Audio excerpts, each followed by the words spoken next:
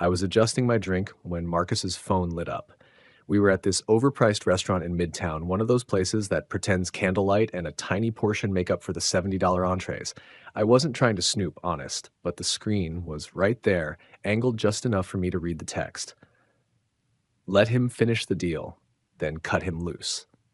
From Gavin Rhee. My stomach dropped. The deal. Not just any deal. My deal. $42 million in AI infrastructure, a contract I had spent 8 months building from the ground up. I was the one who scoped it, pitched it, wrote the strategy doc. I flew to Chicago twice, even sat through a 4-hour innovation showcase where Barnes CTO explained blockchain to me like I was his nephew. Marcus barely showed up for any of it. But now they were planning to fire me the second I delivered. I looked up just in time to see Marcus walking back from the bar with that politician's smile plastered across his face. Like always. Like nothing was wrong. Still the best steak tartare in the city, he said as he sat down. He clinked his drink against mine. To partners who make magic happen. I gave him a smile right back. Just as fake. To magic. We went back to our dinner, him talking about golf and the governor's fundraiser, me nodding in the right places, swirling my whiskey like it mattered. All the while, something inside me turned cold. They were really going to do it.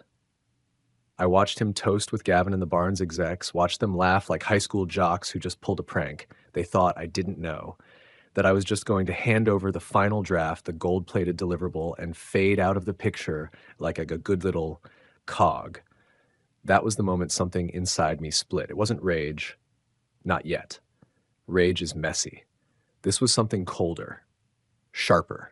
I didn't say a word through the rest of the meal. Didn't flinch when Gavin gave me that faux friendly slap on the back. Didn't even blink when Marcus said, "We're lucky to have you." I just smiled. And I thought about how much I had done for that company, how many nights I'd worked till 2 a.m., how many presentations I'd rewritten because Marcus didn't like the flow. I thought about the first time I'd presented to the board and how Marcus introduced me as the brains behind the operation, but made sure to take credit for the strategy. I thought about how they'd ignored me for 3 promotions straight, even after I closed Lockwell solo.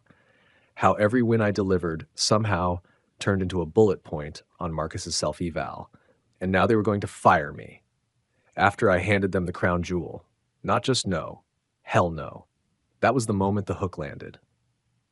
The contract wasn't the only thing on the table that night. I paid the check. Marcus clapped me on the back. "Big week coming up," he said, with that same smirk. "Let's land this thing." I smiled again. "We will." But in my head, I'd already started the rewrite. I wasn't finishing this deal for Marcus. I was finishing it for me, so I could take it with me. So when the knife finally came down, it'd land on an empty plate. That night after the dinner, I couldn't sleep. I lay in bed staring at the ceiling, watching shadows crawl across the room like ghosts I'd already met. My mind kept circling the same question. How long had they been planning it? But the truth was, this wasn't new. Not really. That text was just confirmation, like seeing the final page of a book you already knew was ending badly. I started replaying everything, going back years. All the signs had been there. I just didn't want to see them. The first was after the Lockwell deal. That was almost 3 years ago. $10 million, and I closed it entirely on my own. Marcus was on medical leave that month, which I later found out was just code for his Bali vacation. I pitched, negotiated, secured legal, every part of it. At the quarterly meeting, he slapped my back and said, "Couldn't have done it without this guy." Then he got the promotion. I didn't even get a title bump. Just a dinner voucher. Second time was the Xenotech hold. I had uncovered a compliance risk buried 3 layers deep in their supply chain. My diligence saved the company from what could have been a massive liability. I even wrote the internal memo that got circulated up to the board. HR called me in 2 weeks later, told me I was too valuable in my current role to move up, said I was indispensable where I was. Right. Third time was last year. That one hurt the most. I had done everything right. Mentored junior staff, revamped our client deck, led 2 successful QBRs. I had peer reviews with comments like a visionary and best strategist in the division. I even got a handwritten thank you note from a VP in the healthcare vertical. Promotion went to Caitlin. Nice enough. Showed up 6 months ago with a recommendation from someone Marcus used to intern with. Her biggest contribution so far had been color coding a presentation I wrote. I didn't say anything, I just kept working. That's what they count on. As I lay there that night, I realized it hadn't been oversight. It wasn't a glitch in the system. It was the system. They didn't forget me. They managed me, kept me exactly where they wanted me. Reliable, competent, invisible. It all made sense now. The fake praise, the postponed one-on-ones, the just hold tight emails every time I asked about advancement. They didn't want me to grow. They wanted me to stay put, keep delivering, and never ask for more. I sat up in bed and pulled out my laptop, opened a blank document. I didn't know what I was going to write yet, but I knew it started here. I thought about Marcus's voice in those board meetings, how he always said we when things went well and they when things didn't. I thought about all the times I stayed quiet, thinking if I just worked harder, they'd see me. They did see me. They just didn't want me to go anywhere. If I was indispensable, why did they always treat me like a secret? I closed the laptop. No more. 2 months before that dinner, before I saw the text, before the bottom dropped out, I had lunch with Eric Barnes, COO of Barnes & Hartman. At the time, I didn't think much of it. Just a friendly off-record meal to talk specs, or so I thought. He'd called it casual, said he was in town and wanted to pick my brain. We met at this tucked-away place in Soho, quiet enough for real conversation, but trendy enough to feel intentional. He was already there when I walked in, sleeves rolled to his elbows, tie off, jacket hung neatly on the back of his chair. Classic Eric, buttoned up casual, like a guy who owns the room, but doesn't need to prove it. "Appreciate you coming," he said as I sat down. "Don't worry, I'm not here to poach." I laughed. I wasn't worried, not yet anyway. We ordered lunch, talked shop for a bit. He asked about my thoughts on hybrid AI stacks, integration redundancy, vendor risk models, all the stuff I'd expected, but he was watching me a little too closely for it to be just technical interest. Then he leaned back and said it. "Why are you still with them anyway?" I blinked.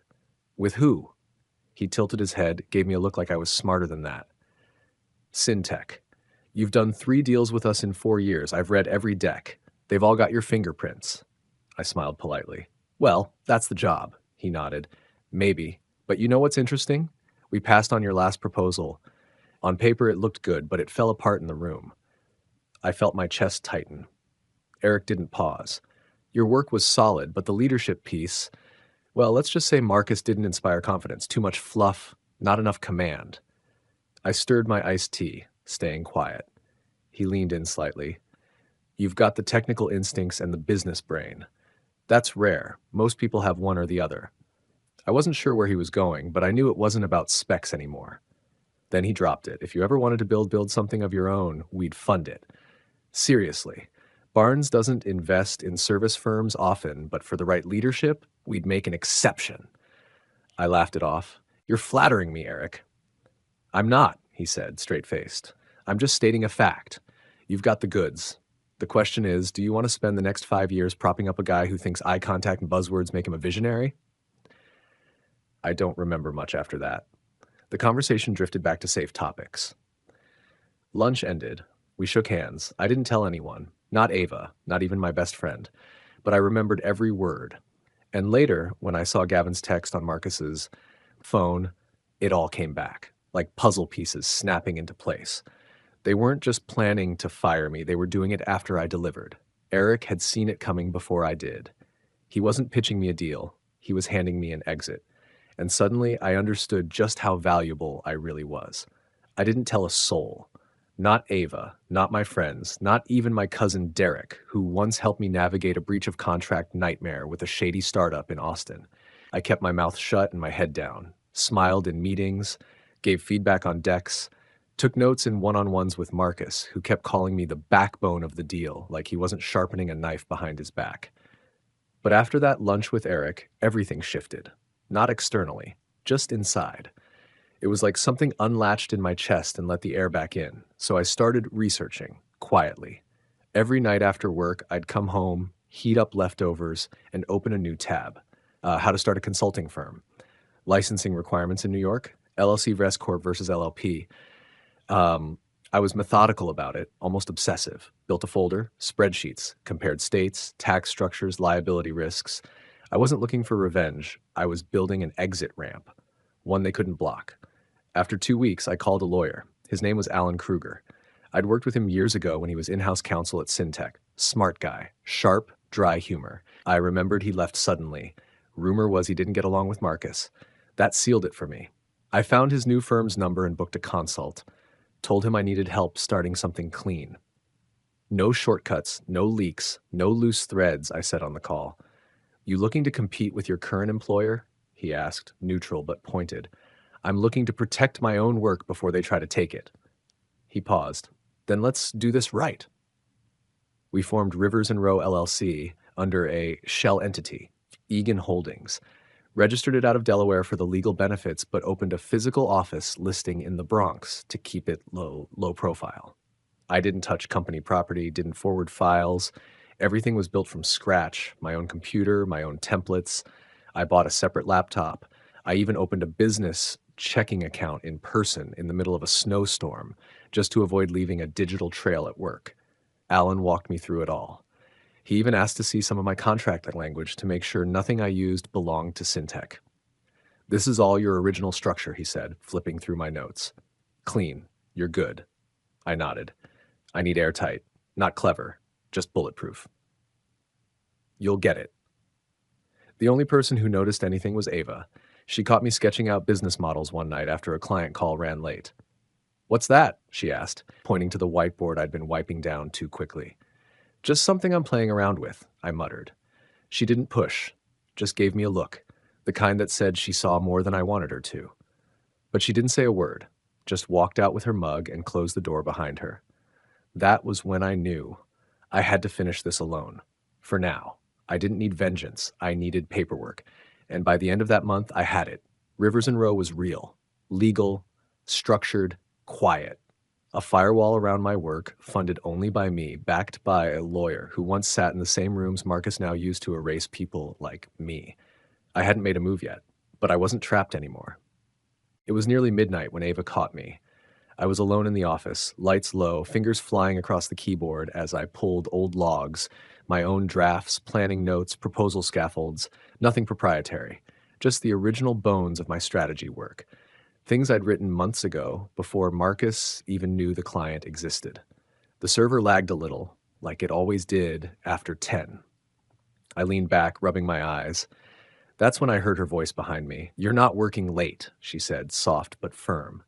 I spun around. Ava stood in the doorway, coat slung over one arm, expression unreadable. I started. Backing up your own files, she finished, stepping inside. I know what that folder is. You name everything in lowercase except personal stuff. This one was title cased. I stared at her, stunned for a beat. You've been paying attention. Always have, she said, pulling up a chair beside me. Now show me what you've got. I hesitated. Then I reached into my bag and handed her a USB. It's just my authored content, I said quickly. Notes, outlines, drafts I wrote off clock. No Syntech files. Not a single proprietary template. I checked twice. She took it without flinching. That's not what I'm worried about. What are you worried about? That you're doing this alone. I didn't answer, just stared at the screen. After a moment, she got up and walked to her desk. I heard her keyboard clacking. 10 minutes passed. 20. At exactly 12:46, she came back and handed me the USB. Scrubbed clean, she said. Your metadata is intact. No overlap with company timestamps. These are yours. I blinked. You know how to do all that? She shrugged. You're not the only one who gets overlooked around here. That hit harder than I expected. I looked at her again, really looked, and realized she wasn't just my assistant anymore. She never had been. You could get in trouble, I said. She smiled. Only if someone finds out, and no one will. I know where the tripwires are. I slipped the USB into my pocket. Thank you. Ava leaned back against the table. Whatever you're building, it's stronger than what they think they own. I didn't say anything. I couldn't, because in that moment, I realized something. They'd taken everything from me. The credit, the recognition, the future I thought I was working toward. But Ava, she gave me something they never could. Faith. Every empire needs a co-conspirator, and she had just saved the blueprint to mine. 2 weeks later, the final contract was done. $42.3 million. Every clause, every deliverable, every timeline, written, reviewed, and locked in by me. I'd built it from scratch, and it showed. Even the Barnes team said it was the cleanest, most forward-thinking infrastructure spec they'd seen this year. It was ready to go. All I had to do was hit send. Marcus came by my office just after lunch. He leaned on the door frame like he always did, that casual dominance thing he thought made him look approachable. He wore the same practiced grin, voice syrupy sweet. "Heard the Barnes team is thrilled," he said, clapping my shoulder. "You really nailed this one." I wanted to punch him. Instead, I smiled. "Just doing my job." He chuckled. "Don't be modest. You make us all look good." Then he nodded toward my screen. "You sending it today?" "Just giving it one last proofread," I said, minimizing the window. He gave me a thumbs up. "Copy me when you send, will you? I'll follow up with Eric personally. Big week ahead." And then he was gone. I stared at my laptop, fingers hovering over the mouse. I could feel my pulse in my neck. One click and it would all be out of my hands. They'd get their deal. I'd get nothing. Probably a cheerful email from HR 2 days later letting me go as part of broader restructuring efforts. Then Ava walked in, no knock, just urgent steps and a pale face. "Close your laptop," she said quietly. I turned. "What's going on?" She shut the door behind her. I was in the printer room. HR left a draft org chart on the tray. I saw your name. My mouth went dry. "What kind of chart?" "Post-restructure. You're not on it." I sat there, stunned. She stepped closer. "They're letting you go. Friday morning. They're keeping it quiet until after the contract's filed." I looked down at my screen. The email to Eric was already drafted, attachment ready. All it needed was a click. Instead, I hit delete. Then I closed the laptop. "Thank you," I said quietly. Ava nodded, fierce and certain. "They don't deserve it." She left without another word. I sat there for a long time after that, just breathing. The pressure in my chest wasn't gone, but it shifted, like the moment right before a storm breaks. I had something they didn't know I had, time, and the contract. They had underestimated me. Again, the contract was done. So was I, but not how they planned. That afternoon, Marcus walked by my office twice, probably checking if I had sent it. I smiled both times. Let him wonder. Because now I wasn't holding a deliverable. I was holding the trigger. And I wasn't about to hand it to the guy aiming it at me. The next morning started like any other, until it didn't.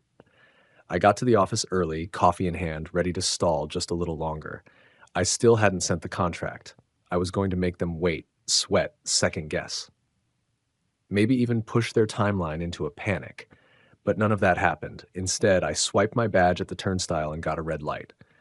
I tried again, another red light. The security guard, a new guy, young, polite, looked at me apologetically. "Sorry, sir.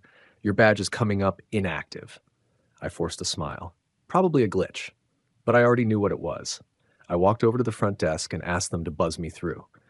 They hesitated, called upstairs, whispered something I couldn't hear. 5 minutes later, one of the HR associates, Kelsey, came down with a tight-lipped smile and a sealed envelope. "Hey, can we chat real quick?" I didn't even open it. "I'm fired," I said flatly. She blinked, clearly thrown off. "There's been a restructuring. Your role was impacted." Sure it was. I nodded once, took the envelope, and walked past her without another word. My email was already wiped, laptop locked out, phone plan disconnected. No warning, no meeting, no handshake, just silence. The kind that feels premeditated. When I got to my desk, what used to be my desk, my nameplate was gone, so was my laptop dock. Even the spare pen I kept under the monitor had vanished. But there was something else, a plain white envelope on my chair. My heart jumped. I opened it. Inside was a USB and a single sticky note in Ava's handwriting. "You'll need this. It's everything you built." I swallowed hard. They erased me. But they didn't win because Ava had pulled my files, not theirs, mine. My drafts, my strategy memos, my internal notes with timestamps proving authorship. She had quietly secured the only thing that mattered, my work, my foundation. I walked out of that office building slower than I ever had. No one said goodbye. No one followed me to the elevator. I passed Marcus in the hallway. He was laughing with someone from finance, didn't even flinch when he saw me. Of course he didn't. To him, I was already gone, but he had no idea what I was walking out with. I didn't walk out empty-handed. I walked out with proof. Because here's the thing, no one ever bothered to double check. I was a contractor. Not full-time, not W-2, Independent, no benefits, no equity, which meant they had no claim to the intellectual property I created on my own systems. And they were too arrogant to read the contract language I had updated 6 months ago, language that made it crystal clear. What I built was mine, not theirs. They thought they'd fired a pawn. What they really did was light the fuse. I spent the whole afternoon in my apartment just staring at the laptop. It sat there on the coffee table like a loaded weapon. The contract file was still there, perfect, polished, untouched. The same one Marcus thought I'd sent, the one they fired me for, the one they were probably still waiting on. I hovered my cursor over the file for almost an hour. At one point, I nearly deleted it, just wiped it clean, like they'd tried to do with me. Let it all go. Start fresh. But I didn't. Because right before I hit the trash icon, I thought about everything. The nights I worked past midnight. The meetings I carried when Marcus didn't even bother to show. The pitches, the rewrites, the Barnes lunch, the red badge light. Then I remembered something else. Eric's email. I dug through my inbox, the one they didn't control, and found it. It was short. Sent a month ago. Just a subject line and one sentence. You know what you're worth. That was it. No pressure, no fluff. Just truth. I opened the contract again and stared at the header. Syntex Solutions LLC infrastructure proposal for Barnes & Hartman. I hit backspace. Deleted it. Then I typed Rivers and Rowe LLC infrastructure proposal for Barnes & Hartman. I stared at it for a long time. Then I added my name, my signature line, my new email address. I double-checked every line item, every legal clause. Alan had helped me draft mirrors of these docs under my own LLC. I'd reviewed them 5 times over. Everything was clean. Mine. Legal. I attached the file to a blank email. No pleasantries, no explanation, just a subject line. Barnes proposal, finalized, and one line of text, I'm ready. I hit send. Not to Marcus, not to Gavin, not to anyone at Syntec. Straight to Eric. Less than 5 minutes later, I got a reply. Funding is ready. Let's announce Friday. Just like that. It was done. The deal they tried to steal, the one they fired me over, was now mine. Fully legal, fully signed, under my name, my company. I sat back on the couch, arms crossed, staring at the screen. The old me would have felt vindicated, triumphant, maybe even scared, but not now. Now I just felt settled, like the ground had finally stopped shifting under my feet. They thought I'd crumble. Instead, I claimed what I built. No blow-up, no war, just a name change. And that was enough to take it all back. The article dropped the next morning. I didn't even know Barnes had a PR team that moved that fast. But there it was. Front page of the tech finance section, syndicated everywhere by noon. Barnes & Hartman finalizes $42 million AI infrastructure deal with newcomer Rivers and Rowe. Newcomer. That made me laugh. The piece quoted Eric directly, called our strategy visionary and structurally leaner than any proposal they'd seen in 5 years. They even highlighted how our independent agility made us a better fit than larger, more bureaucratic firms. I sat in my kitchen, sipping coffee that finally tasted good again, phone buzzing every 30 seconds. Marcus called 6 times. I didn't answer once. Then Ava texted. Ava, he cracked his laptop when he saw it. I stared at the message, lips curling into a slow grin. I could picture it perfectly, him pacing, screaming, trying to figure out what had just happened. How the deal he thought he'd buried me with showed up under someone else's flag. My flag. Then the emails started. First it was Veltonics, then Casteron Systems, then Veltic Solutions. All former clients. All mine. They'd heard the news, congratulated me, asked if we were taking on new work, said they always knew the strategy came from me, not the logos on the slide decks. By noon, I had over 30 emails in my inbox. By 4 p.m., Alan called. They're not just rattled, he said, they're unglued. Their legal team tried pulling internal docs this morning. Looks like they're preparing something. I wasn't worried. Let them, I said. They don't have a leg to stand on. They don't, he agreed. You structured everything. They'll bluff. That's all they've got now. By dinner, Eric forwarded me a new message from Barnes' CEO. We'd like to talk about funding your next product move. Interested? I sat back in my chair, stunned for a second. Next product move. They weren't just happy with the deal. They were already lining up the future. I called Ava. She picked up on the first ring. Hey, she said, you see the coverage? Everywhere, she said. I had 3 recruiters email me this morning. One asked if I was the Ava from Rivers and Rowe. I laughed. You are. She was quiet for a second. Then, you okay? Better than I've been in years. Another pause. So it worked. It worked. We didn't say anything for a while after that, just breathed, like two people who had finally come up for air after holding it for too long. That night, I looked through the inbox again, reread Eric's first email, the one that said, "You know what you're worth." Back then, it felt like wishful thinking. Now, it felt like prophecy. Silence wasn't revenge. It was justice. And justice, it turned out, didn't always come with noise. Sometimes it came with a new email domain and more clients than office chairs. The letter came by courier 2 days later. Thick cream-colored envelope, bold serif font on the front, Syntech Legal Affairs. No return address. Just that title like it was supposed to intimidate me. I didn't even open it right away. I was in my new office, the real one this time. Not a whiteboard in my living room. Not a laptop at the kitchen table. An actual glass-walled space on the 12th floor of a shared suite in Manhattan. Not huge, but sleek. Clean. Mine. I let the envelope sit on my desk for a while, unopened, while I hung a frame on the far wall. Matte black wood, no photo inside. Just a printout, centered perfectly. Let him finish the deal, then cut him loose. I read it every morning now, the moment everything changed. The proof that they wrote their own downfall in 12 words. Eventually, I opened the letter. 5 pages, full of threats dressed in legal language. Unauthorized interference in business relations. Misuse of proprietary information. Violation of non-compete ethics clauses. I skimmed most of it. None of it made sense. Then I slid it across my desk to Alan, who was sitting across from me with a coffee and that same crooked grin he always wore when he smelled weakness. "They finally sent the threat," I said. He didn't even look concerned. Alan flipped through it, snorted once, and closed the folder. "You know what the funniest part is?" he said. "What's that?" "They're citing IP rights that don't exist. Because you were a contractor, which they made you on purpose to avoid paying for benefits. Which means..." He turned the folder back around and tapped the cover. "They have no ownership of anything. No legal claim. No NDA binding your independent projects. Not even jurisdiction to threaten a cease and desist." I stared at him. "They really don't?"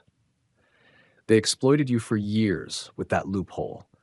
But now it works for you. They can't sue you for stealing something that legally wasn't theirs." I leaned back in my chair, feeling a satisfaction deeper than I expected. "They buried me with their own shovel." He grinned. "That's why I like working with you. You pay attention." I glanced at the letter again, then tossed it into the drawer. It landed with a soft thunk on top of a folder labeled Old Contracts, Syntech. I'd probably keep it there. A little memento. They tried to bury me under paperwork. I built a wall out of it. That week, we signed 3 more clients. I hired Ava officially as chief of ops. Gave her the office next to mine and full salary with equity. She cried when she saw the offer letter, said no one had ever believed in her like that. "Wrong," I said. "You believed in me first." More companies started reaching out. Some I hadn't even pitched. Word was spreading. Marcus emailed me once, subject, "talk." I didn't reply. Then he tried texting. "There's still a way to fix this. Let's be smart about it." I blocked his number. You don't get to gut someone, toss them aside, then pretend it was all just business. Not when the person you tried to erase turns out to be the foundation. My office now had plants, framed art, a wall calendar. Ava kept meticulously updated. But the thing people always commented on, every client, every visitor, was the framed quote. They'd walk over, read it, raise an eyebrow. "This a joke?" I'd smile. "Nope, it's history." Because that quote wasn't just a reminder of what they did. It was proof that I came out of it better, stronger, smarter. They cut me loose, and I built a company out of the rope.